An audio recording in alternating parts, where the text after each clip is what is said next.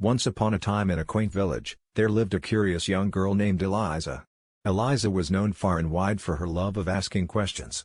She couldn't help but wonder about everything around her, from the colors of the flowers in the garden to the twinkling stars in the night sky. One sunny morning, as Eliza sat under the shade of her favorite tree, she asked her grandfather, Old Tom, a question that had been bothering her for days.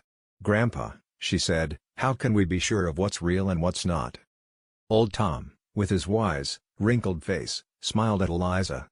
"Ah, my dear," he replied, "you're asking a question that has puzzled great minds throughout history."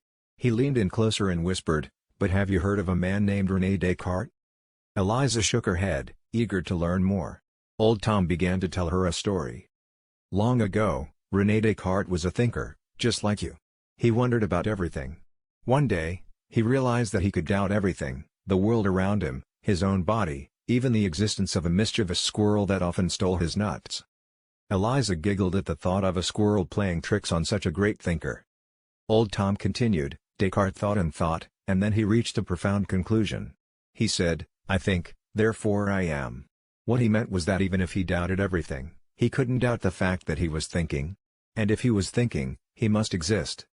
Eliza's eyes sparkled with understanding.